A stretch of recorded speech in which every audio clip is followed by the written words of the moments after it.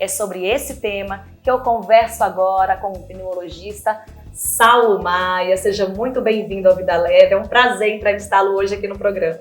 Prazer é todo nosso, Karine, e dos seus telespectadores, para a gente debater sobre um tema bastante prevalente nessa época do ano. É verdade, doutor Saulo, as mamães aí, os papais, as famílias estão aí pavorosas por conta aí da alta incidência, lotação de urgências pediátricas, dessa síndrome respiratória grave e aguda. O que é isso que está acontecendo?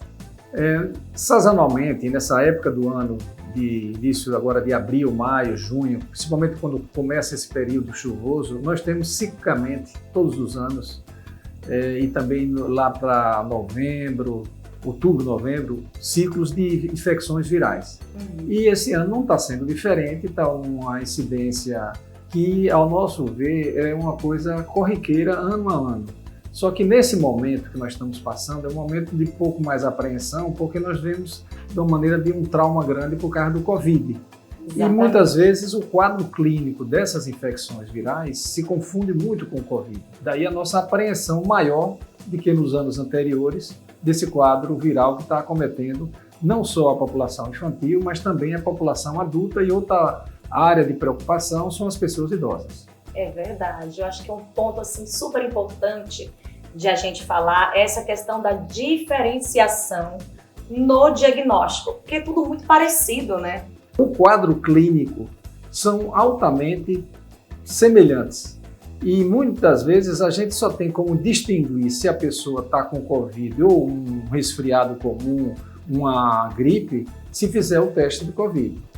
Por outro lado, o que a gente fica mais tranquilo é porque houve uma evolução em relação ao Covid, uma evolução boa, né? Houve um controle da pandemia, a nosso ver, a pandemia está controlada, em parte controlada, fruto de uma vacinação e a imunidade da população de uma forma geral. E a própria cepa que acomete a população hoje em dia é uma cepa que causa infecções mais brandas, como eu tinha citado, semelhante a uma gripe comum.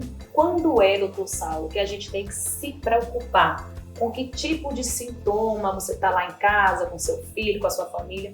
O que é que liga aí o sinalzinho de alerta para que a gente leve a uma urgência, ao médico? Se esse quadro persiste por mais de 48 horas, com febre, principalmente se essa febre for alta, se der uma fraqueza geral mais significativa, uma perda de apetite importante, aí essas pessoas devem procurar uma assistência médica para saber se só é uma síndrome viral que está se estendendo com uma gravidade um pouco maior ou se já existe algum problema de preocupação.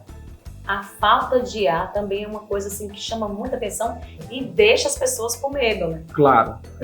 A falta de ar, você citou muito bem, faz parte do agravamento desses pacientes e além dos sintomas, sinais que eu referi anteriormente. É verdade. Doutor Saulo, vacinação. A gente sabe aí da importância, né, todo ano, da vacina da gripe. Quem ainda não se vacinou da Covid, e aí ajuda, né, nesse cenário da prevenção. A vacinação é fundamental, né, principalmente nas duas populações de risco, são as crianças e os idosos. Então tem um calendário vacinal para as crianças, que são os pais aderirem a esse sistema de vacinação. Essa vacinação, a maioria esmagadora delas estão no serviço público, gratuito. Sim. Então a pessoa só ter a preocupação de pegar seu calendário e procurar os postos de saúde adequadamente. E nós temos também um calendário de vacinação para as pessoas adultas.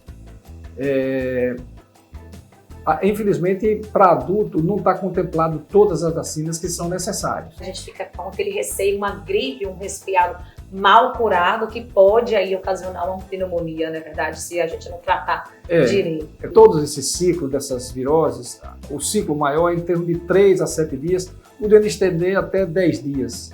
Né? Mas quando passa disso é porque houve uma complicação daquela infecção viral. O vírus faz com que o nosso organismo, principalmente do aparelho respiratório, fique mais fragilizado e as bactérias adentrem ao nosso organismo. Então faz quadro de rinocinusite, Sim. com secreção purulenta pelo nariz, prostração, dor de cabeça persistente, e quadro de traqueobronquite, que é a infecção da traqueia, dos brônquios, e a própria pneumonia, broncopneumonia, que são casos mais graves, exigindo uma assistência médica mais assídua. Doutor Saulo, muito obrigada aí pelas suas informações e pela sua participação no Vida Leve. Eu que agradeço, um grande abraço para todos.